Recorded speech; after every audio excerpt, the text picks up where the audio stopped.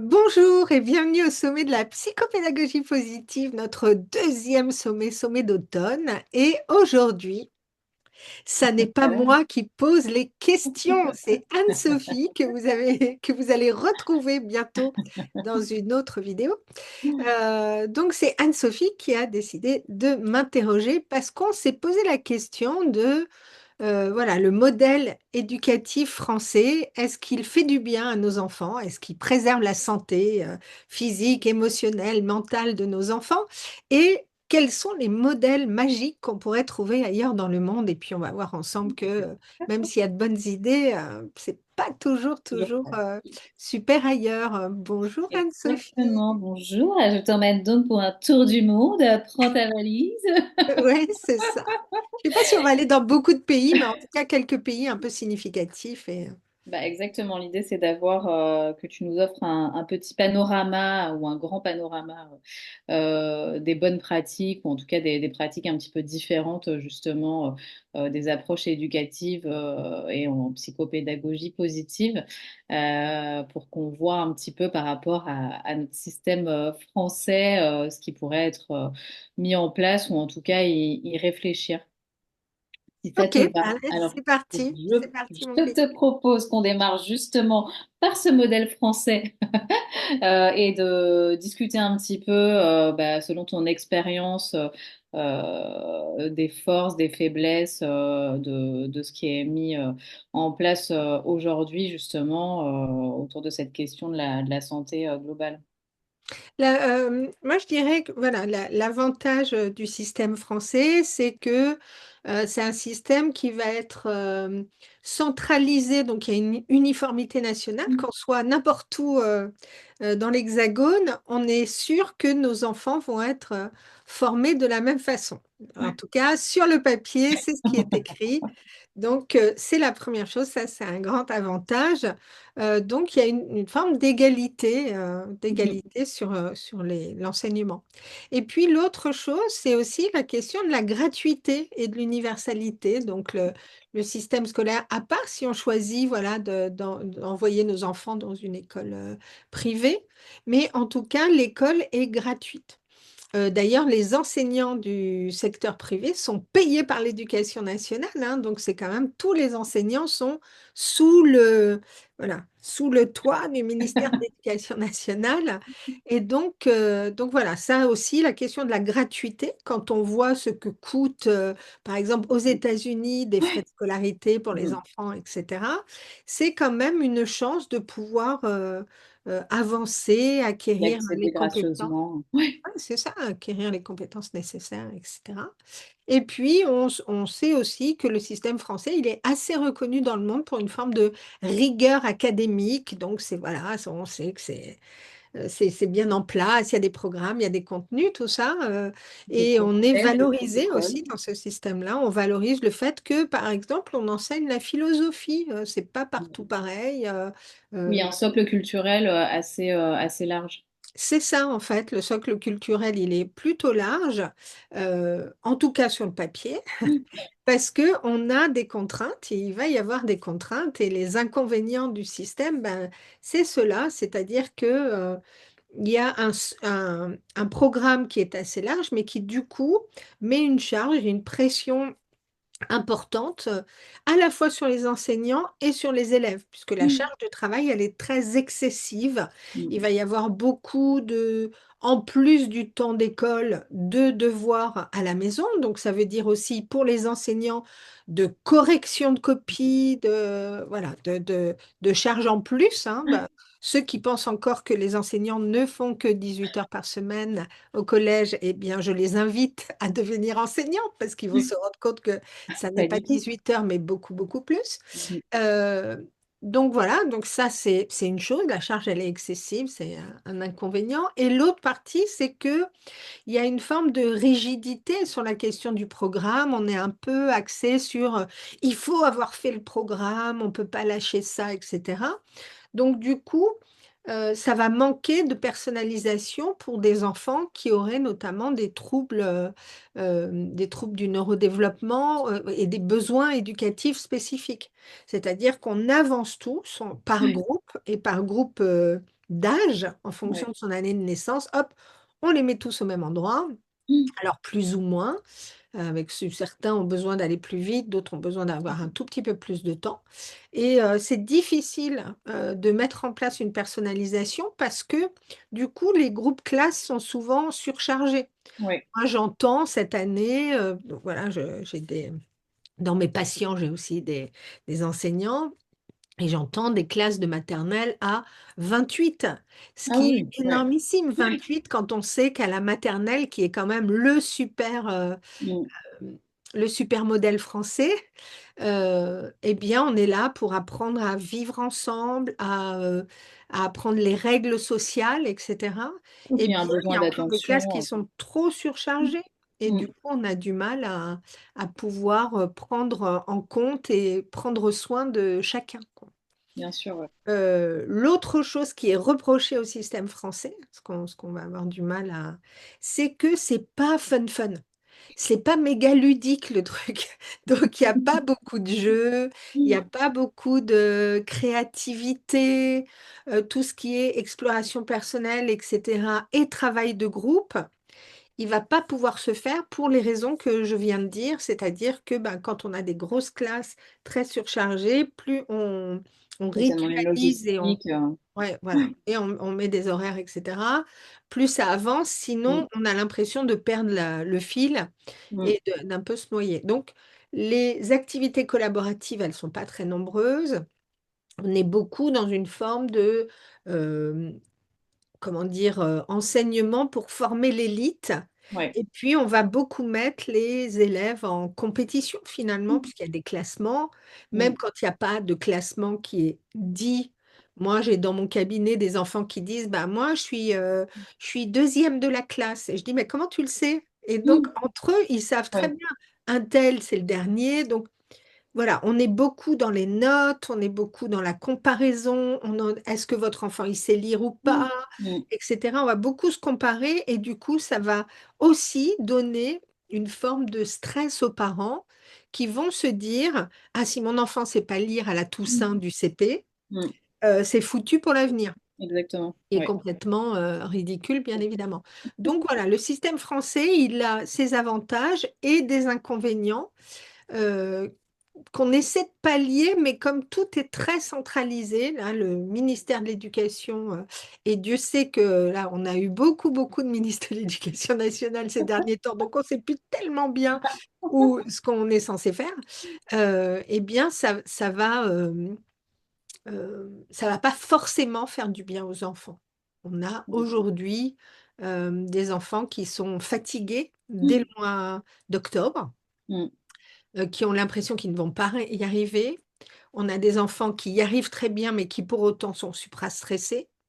Donc voilà, donc on est dans ce système Est-ce que ça reste imparfaitement parfait ou parfaitement imparfait, qui fait que c'est pas la grosse joie pour Est-ce que ça la reste santé. possible aujourd'hui, d'après toi, justement, pour le professionnel enseignant, de prendre des initiatives quand même, malgré ce cadre, pour mettre en place justement, que ce soit des pratiques autour de la psychologie positive ou des choses, enfin, ils ont quand même justement, malgré une classe surchargée, etc., le moyen de mettre en place des choses.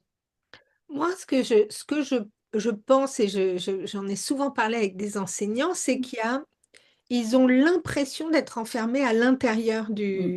Ouais. du modèle éducation nationale. Je pense notamment à un de mes patients qui est agrégé de maths et qui dit, moi, les gamins du collège, je les adore. Il dit même mes gamins, je les adore, ça m'intéresse, etc. Mais j'en peux plus.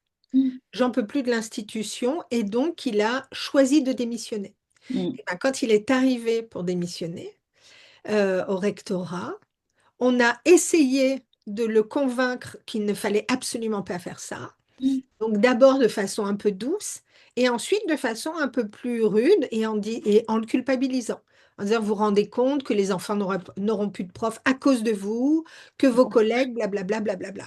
Et il me dit aussi que certains de ses collègues qui souhaitaient démissionner, eh bien, on n'accède pas à leur demande. Donc moi, Mm. je suis un peu inquiète d'un système qui est si fermé, où on ne fait pas respirer les enseignants, on ne leur donne pas la chance de se former, de s'ouvrir à d'autres approches, euh, et on les contraint. Mais pour autant, je pense que dans sa classe, on a libre choix Mm. de faire comme on le souhaite. Si bien sûr, le but, c'est le bien-être des élèves, l'acquisition de connaissances, etc. Mais il n'y a pas écrit où que ce soit interdiction de les mettre debout, ils doivent être collés à leur bureau. Il n'y a pas écrit empêchez-les de boire de l'eau. Il y Ouais. a pas tout ça. Donc, c'est vraiment du côté de l'autorisation de l'enseignant. Est-ce que je me sens libre dans ma classe pour Mm. faire ce que je souhaite?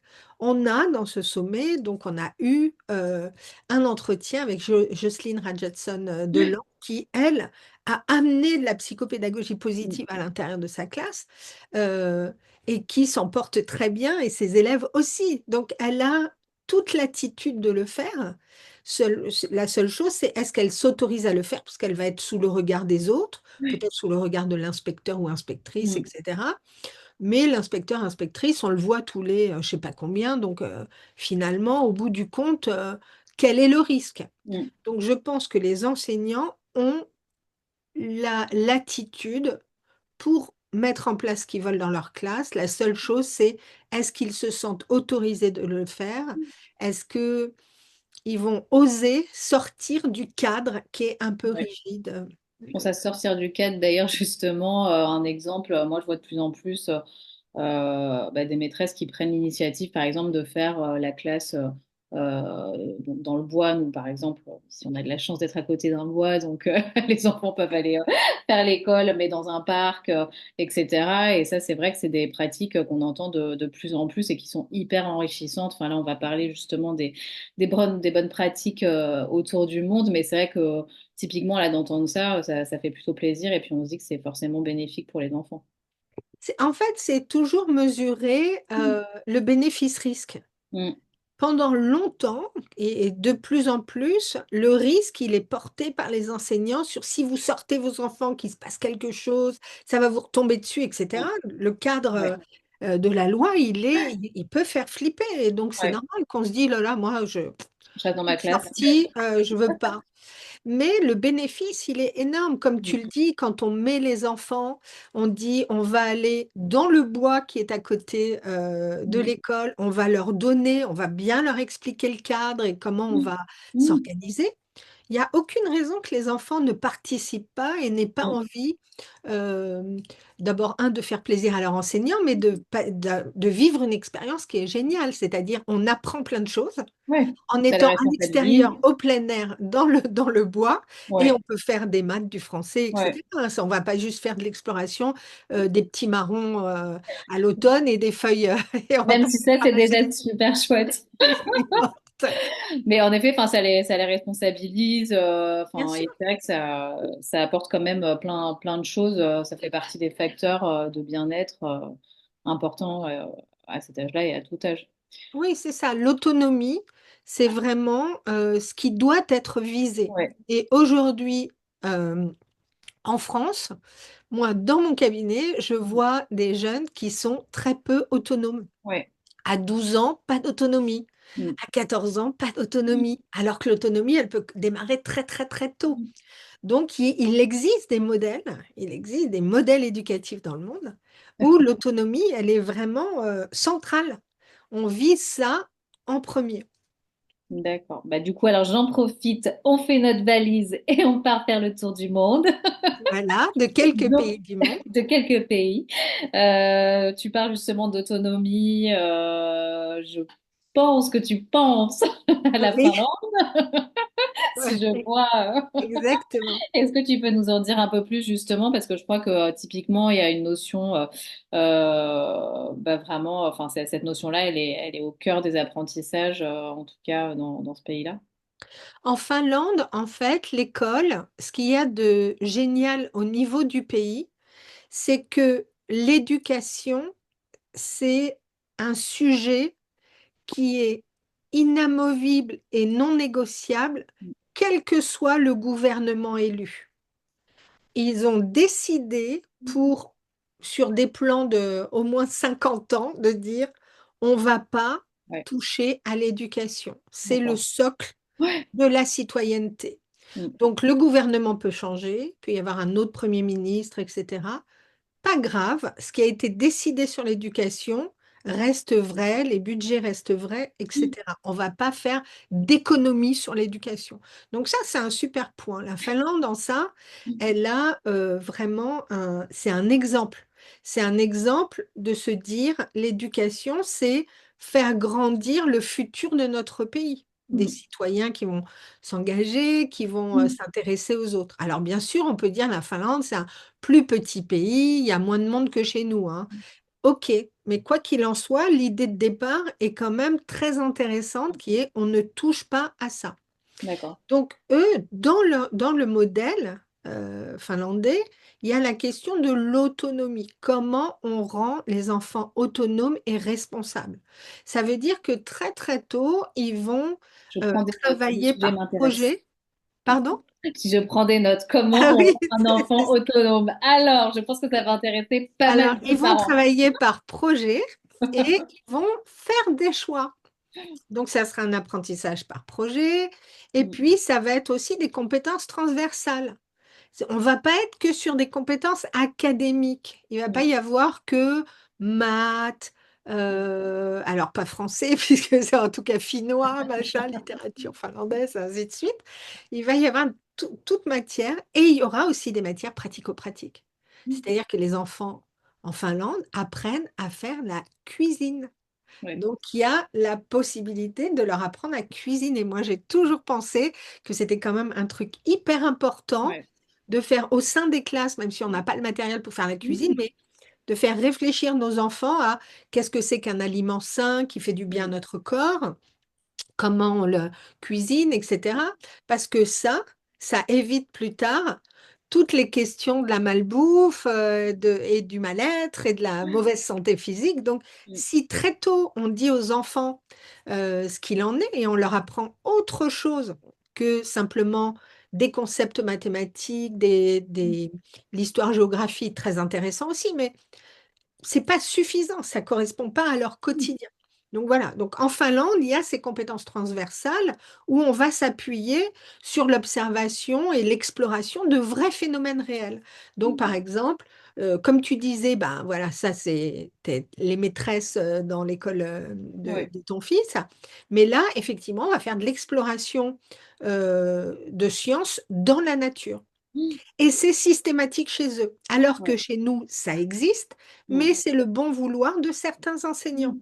Ça Mais n'est ça pas reste quand même une généralisé. minorité. Ouais. Ouais. Mm. Je ne dis pas que ça se fait pas en France, mais ça se fait Oui. seulement si l'enseignant s'autorise, se sent libre Ouais. à aller, de dire, bon allez hop, venez les gosses, par exemple, je sais pas, si on est enseignant dans le Sud-Bretagne, bah, on a la mer à portée de main, Ouais. allons-y, quoi. Ouais. Si on est dans les Vosges, on a on a la forêt, etc. Donc, c'est s'autoriser à sortir du cadre.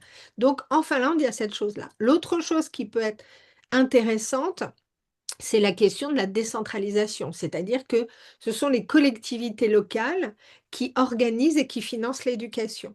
D'accord. Le revers de la médaille, parce qu'on ne peut pas dire que la Finlande, c'est juste un modèle génialissime, c'est que en fonction des collectivités locales, eh bien, il peut y avoir des disparités. Ouais. Si une collectivité locale a plus de budget, plus Mm, d'argent et qu'elle organise, ben forcément, mm. Ça ça va égalise. pas être tout à fait égalitaire. Mais Mm, pour autant, quand on regarde les études PISA, donc sur la performance des élèves, alors moi j'aimerais bien qu'il y ait aussi au-delà de ça, il y a quand même aussi la question du bien-être et qu'on mm, regarde avant tout cette chose-là. Les élèves finlandais, ce sont des élèves qui sont heureux à l'école, qui ont mm, envie d'y aller. Il y a un bien-être qui est général, il y a un climat scolaire qui est positif, hein. Donc, l'école, pour eux, ça fait partie, ouais, ça fait partie de l'apprentissage et ils sont contents de se retrouver. L'autre point qui est super aussi, c'est que donc on va les rendre très autonomes. Ils vont- Et puis ceux qui ont des besoins spécifiques, ils vont être très tôt repérés.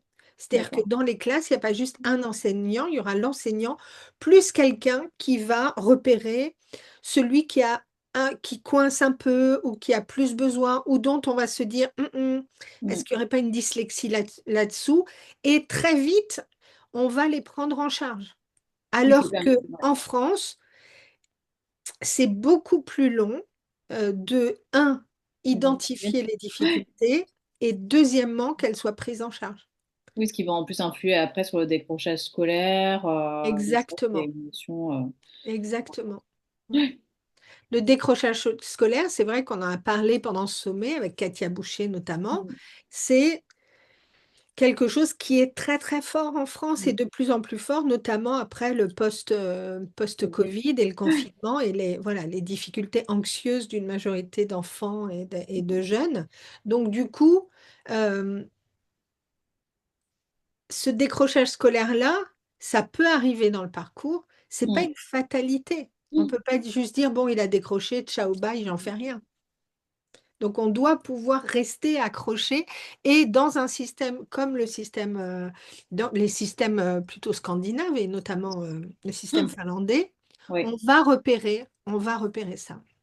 Et justement, c'est vrai que je crois que c'est au Danemark où il y a cette notion typiquement de collaboration, etc., enfin, d'entraide qui est assez importante. Euh, L'avantage, c'est ce que je disais tout à l'heure, qu'en France, on développe pas beaucoup l'apprentissage collaboratif. mm, Et souvent, moi, j'entends des collégiens qui viennent et qui me disent, ah oui, on avait un travail en groupe à faire, ouais, mais c'est chiant parce que c'est moi qui ai tout fait, ouais, l'autre, il faisait pas, etc. Pourquoi ça marche comme ça? Parce qu'on n'apprend pas à travailler ensemble. On met les élèves ensemble et puis on se dit que ça va prendre. Ben non, mm, si je leur donne pas les moyens de travailler ensemble en disant, OK, on fait un groupe. Il y en a un qui va veiller à ce que chacun ait un rôle. On mm. va mettre en commun. C'est comme en entreprise. C'est pas parce Exactement, que ouais. les gens sont dans une équipe qu'ils font équipe.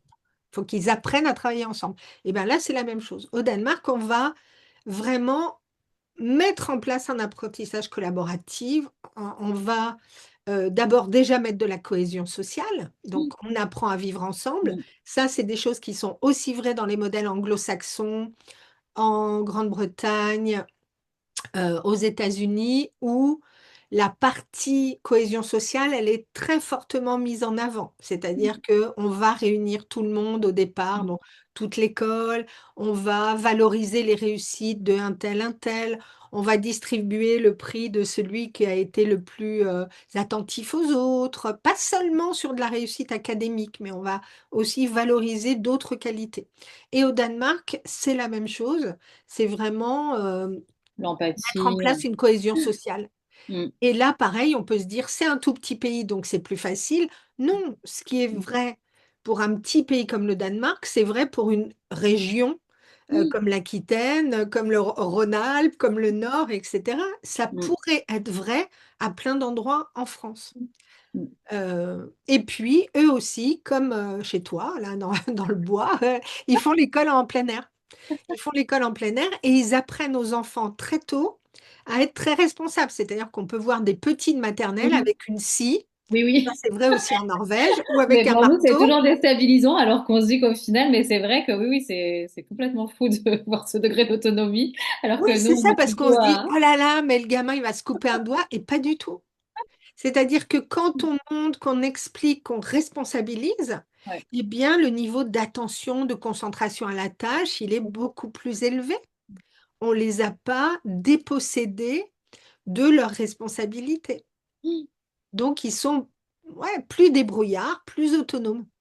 Oui, puis alors on voit quand même en France que, enfin, ça nous inspire quand même. Là, je voyais typiquement qu'il y a des cours, il me semble, d'empathie dans Oui, les écoles. Et alors, je sais qu'au Danemark, justement, c'est une notion qui est très importante et qui, pareil, qui fait partie intégrante du programme, etc.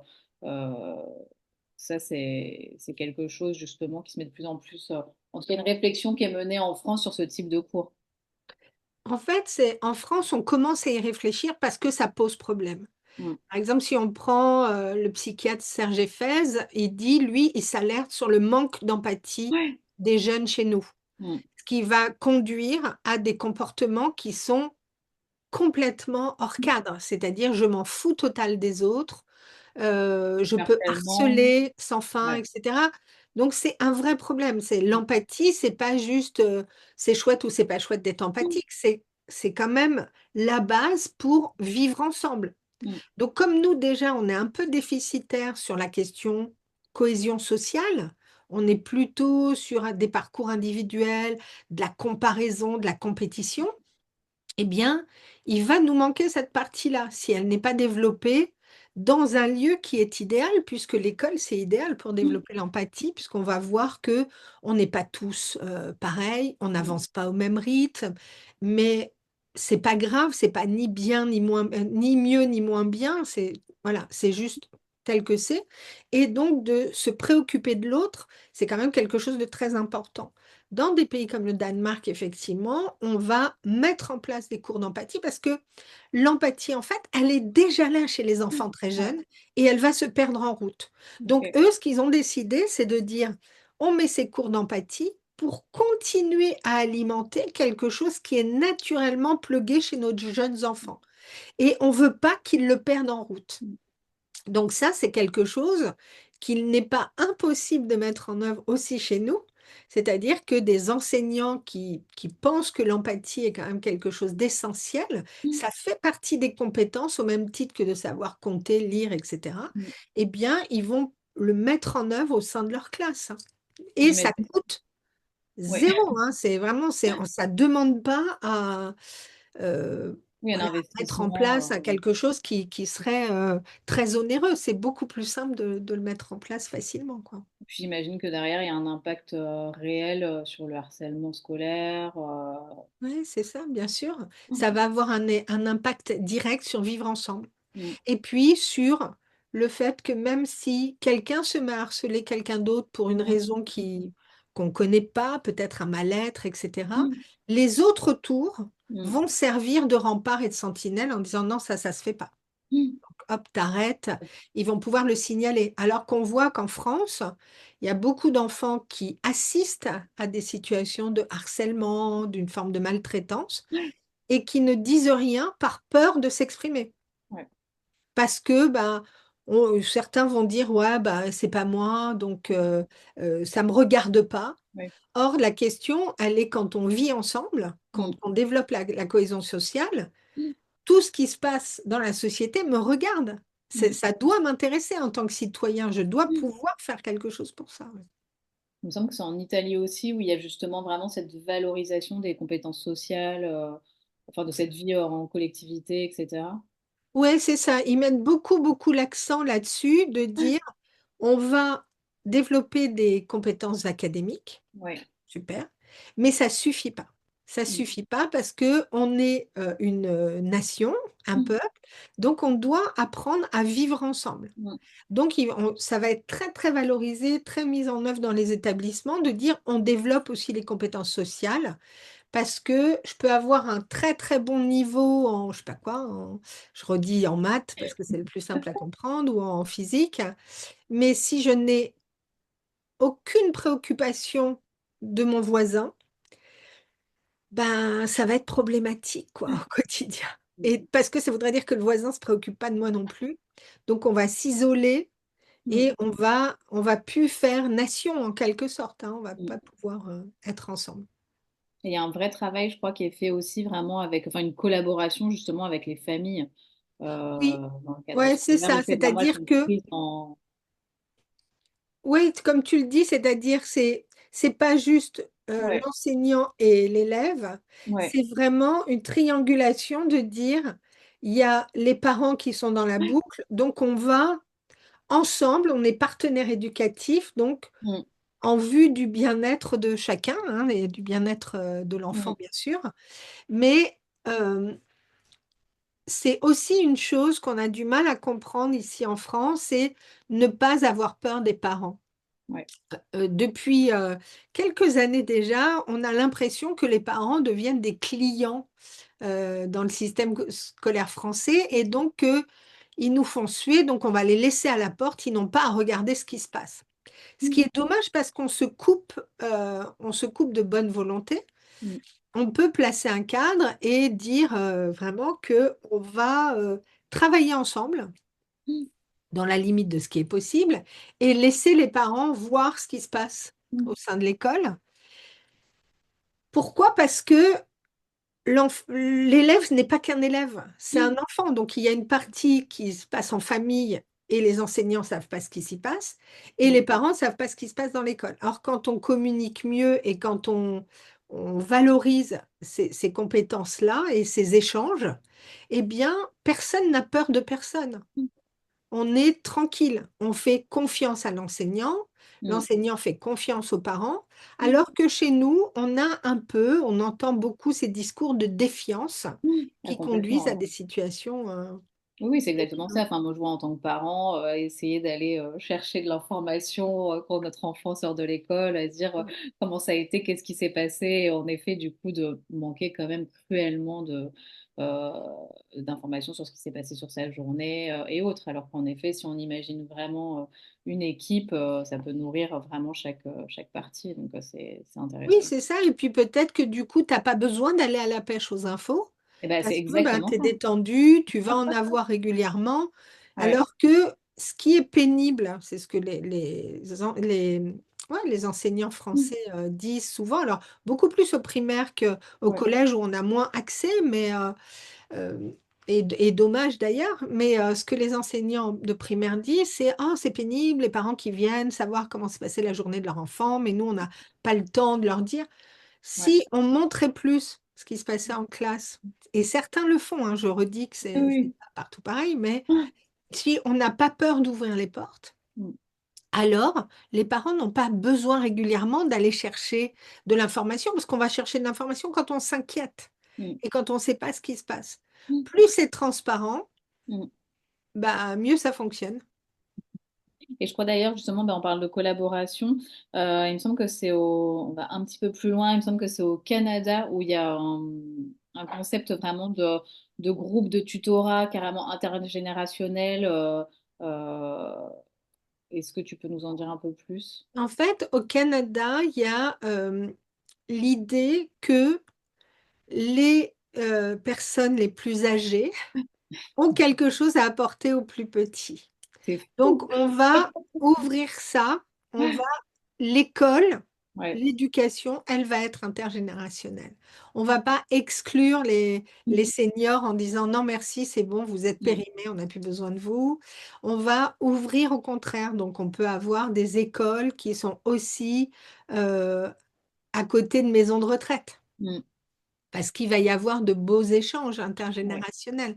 Donc ça fait partie aussi de ce lien social qui est nécessaire Mm. et qui fait que souvent le Canada s'est montré comme un pays avec une forme de douceur de vivre, vraiment quelque chose de cool, de tranquille, Ouais. alors que voilà, le Canada, c'est au nord des États-Unis Ouais. et pour autant, aux États-Unis, il y a quand même des tueries de masse dans les écoles, il y a de la violence très très forte, etc. Donc, il y a des choses qui fonctionnent pas du tout hein, Mm. là-bas. Eh bien, on prend le Canada qui est juste au-dessus, qui est radicalement différent. C'est une société qui est beaucoup plus apaisée. Euh, on va être aussi donc dans ce tutorat intergénérationnel de dire faisons rentrer les parents les plus anciens, Mm. tout le monde Toutes les participe. générations. On est ensemble, on fait société et on va aussi, je pense qu'il y a une dimension qui au Canada est intéressante, c'est que les activités sportives sont très importantes. Ça n'est pas accessoire. Ouais. Souvent en France, quand je demande à mes jeunes patients, et alors, quand est-ce que vous faites du sport, machin et tout, c'est un peu la cerise sur le gâteau. Pareil, les activités artistiques, c'est, ouais, vous avez été sage, on va faire un peu de peinture, mais en même temps, c'est un peu Mm. pénible. C'est pas pensé comme faisant partie des activités de la semaine.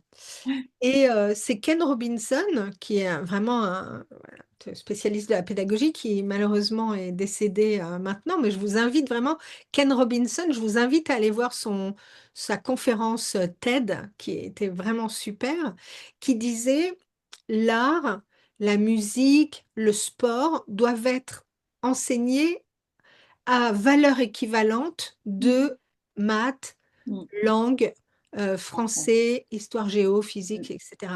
Ça doit complètement être dans la même, au même Ensemble. niveau. Ouais. Pourquoi? Parce que ça nous construit dans notre globalité. Donc, au Canada, alors, il y a aussi cette idée que peut-être ils vont plus facilement être reliés à la nature. Mm. Pareil en Norvège, pareil en Finlande, pareil en Danemark, etc. Il y a cette dimension-là comment dire, de la valeur du pays dans sa nature Mm. qui fait que ces activités-là, et notamment les activités d'extérieur, elles sont très, très valorisées. Donc, du coup, on a des élèves qui vont mieux. Ils Mm. vont mieux parce qu'ils bougent plus. Hein, c'est Mm. quand même le corps en mouvement. Ça fait vraiment partie, nous, on n'arrête pas de le dire en psychopédagogie positive, que le corps, c'est pas juste la chose qui nous sert à déplacer notre cerveau, quoi. Mm. Pas juste le Donc, véhicule. exactement, exactement. Super. Une autre partie aussi, tiens, je pense à ça là Ouais. sur le Canada, où ils ont été beaucoup plus en avance que nous. Et d'ailleurs, vraiment, j'invite ceux qui nous écoutent, si vous cherchez des ressources, il faut aller voir tout ce qui est fait concernant l'éducation aux éditions Chenelière notamment. Donc, c'est vraiment, vraiment, ou de l'hôpital Sainte-Justine. Donc, ils ont beaucoup d'avance sur nous, sur les troubles des apprentissages et mais aussi sur l'estime de soi, sur la confiance en soi. Ils ont beaucoup creusé ça. Et du coup, ils ont vraiment un accompagnement émotionnel des élèves. Ouais. Et il y a une dimension sur laquelle on met l'accent, Mm. alors que de notre côté, les émotions Mm. vont souvent être vues comme embarrassantes en Mm. classe. Mm. Demandez à votre enfant de gérer ses émotions. Bon, Mm. on sait bien qu'à l'âge qu'ils ont, c'est impossible. Il y a même des adultes qui ne savent pas le faire. Mm. Là-bas, ça n'est pas c'est pas un problème, c'est pas vu comme quelque chose qui est pénible. On va accompagner ça pour que l'élève puisse apprendre et l'enfant puisse apprendre à faire avec, à Mm. apprivoiser ses émotions et à l'intégrer, s'en servir dans son apprentissage. Et puis à gérer aussi, enfin j'imagine justement, mine de rien, dans le milieu scolaire, toute la gestion du stress, des angoisses, etc. C'est ça, Ça bien permet sûr. justement de pas juste mettre le couvercle dessus et peut-être d'anticiper justement ces questions-là. Oui, oui, oui, bien sûr. C'est-à-dire de dire les émotions, donc nous, c'est notre approche tête-cœur-corps hein, en Mm. psychopédagogie positive, c'est de dire, bien sûr qu'il faut un cerveau qui réfléchit bien, etc., qu'on va former, super, mais nos émotions, elles ont vraiment une incidence très forte sur notre capacité à délivrer ce qui nous est demandé. Mm. Si je suis trop anxieux, je peux avoir très très bien appris par ailleurs, mais si je suis dans un modèle éducatif où il y a trop de compétition, où il y a trop d'attentes, où l'exigence du résultat est très très forte Mm. et le droit et l'erreur très faible, eh bien émotionnellement, je vais peut-être complètement me bloquer. Mm. Et du coup, j'ai très bien appris, tout est dans ma tête, j'ai mémorisé, c'est parfait, je sais le faire, mais j'ai pas accès, je vais pas pouvoir délivrer au Ouais. moment venu. Donc, plus j'apprends mon fonctionnement émotionnel Mm. très tôt, Mm.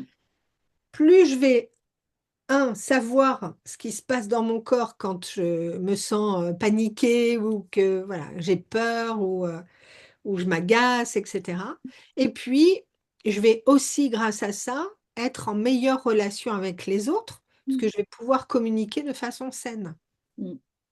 Donc l'accent sur la question émotionnelle, elle est très importante. Ici, en France, je sais qu'il y a des enseignants qui mettent en œuvre, déjà, c'est un premier pas, la question de la météo Mm. émotionnelle. Ouais. Comment tu arrives en classe?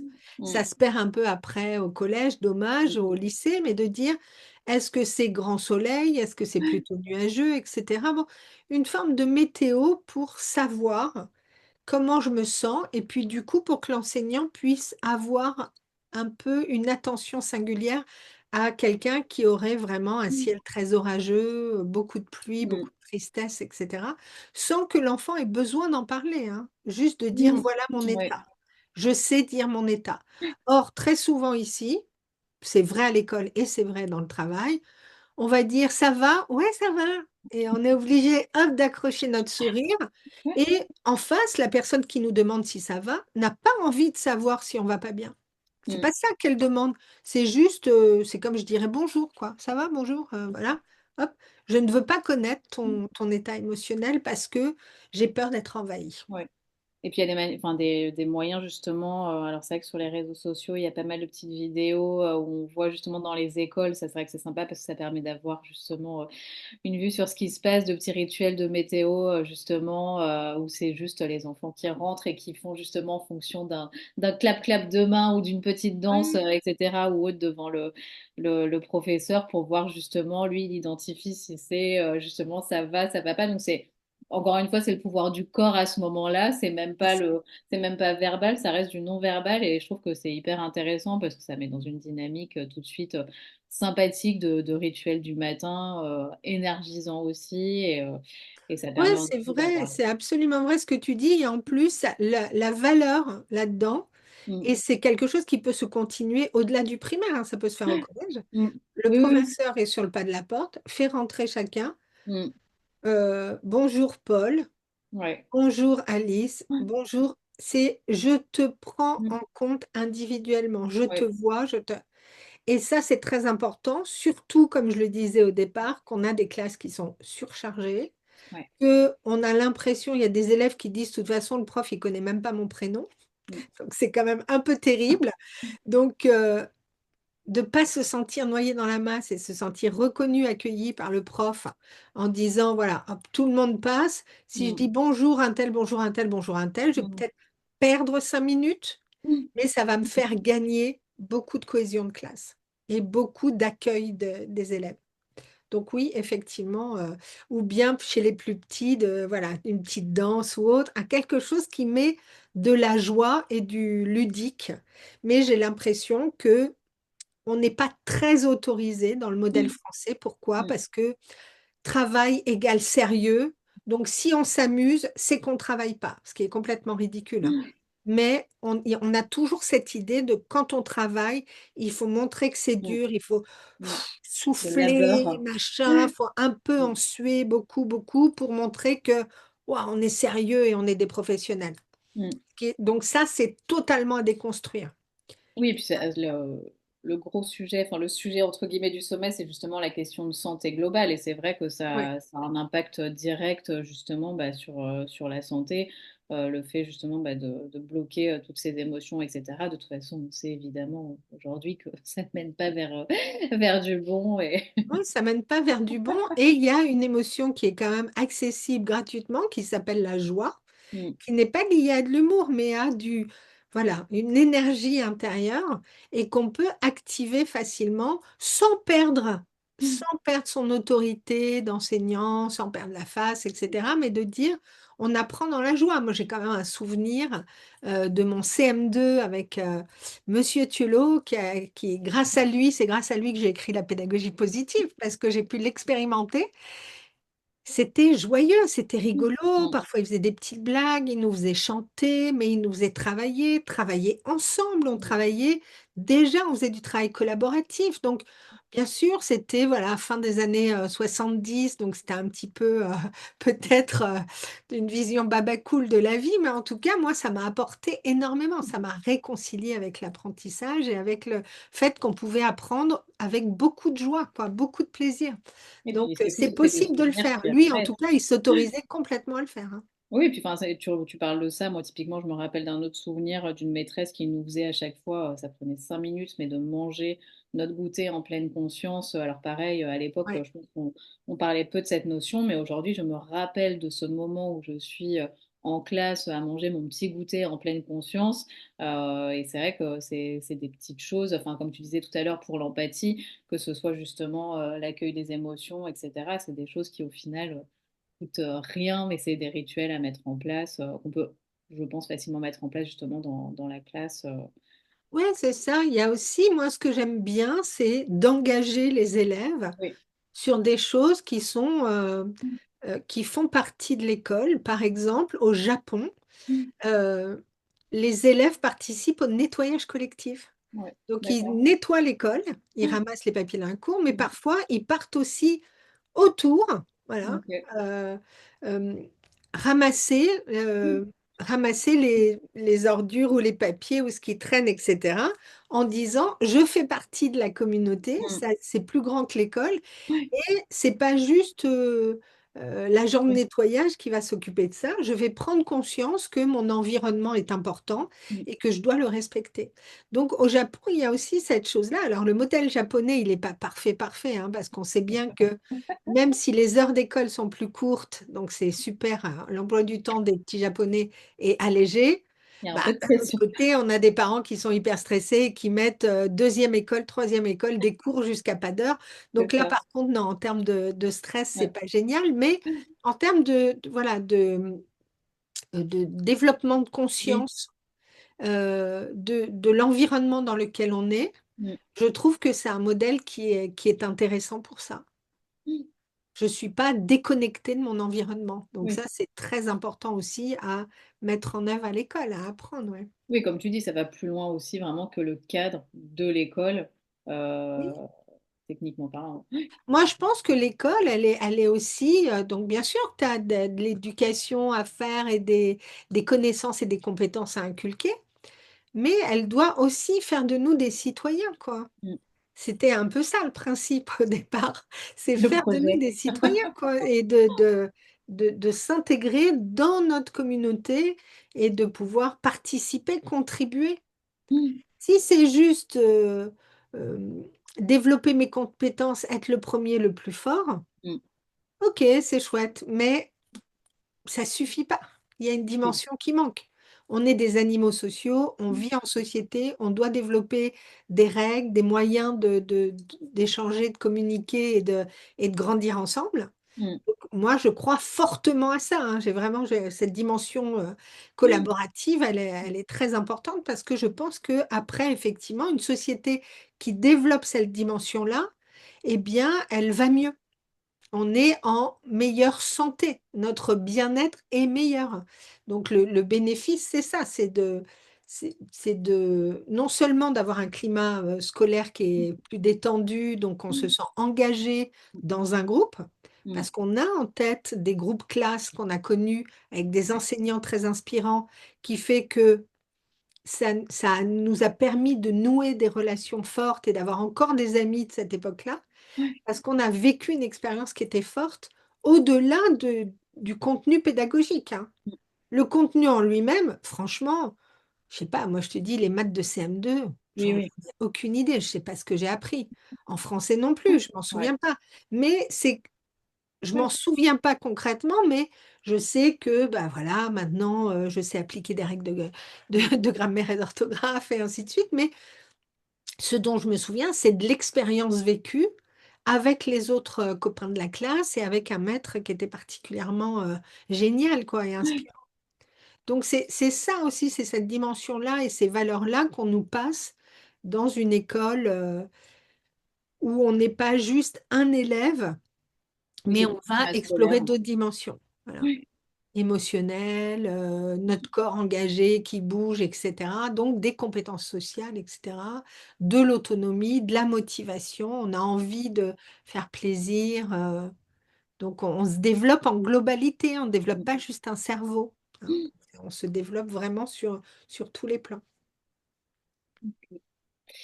Ok, ok. Bah, écoute, c'est un joli petit tour du monde. Un petit tour du monde, oui. Alors juste peut-être un petit tour du monde qui permet de dire que il n'y a pas de modèle idéal. Donc il y a des bonnes sources d'inspiration ailleurs. Des pistes.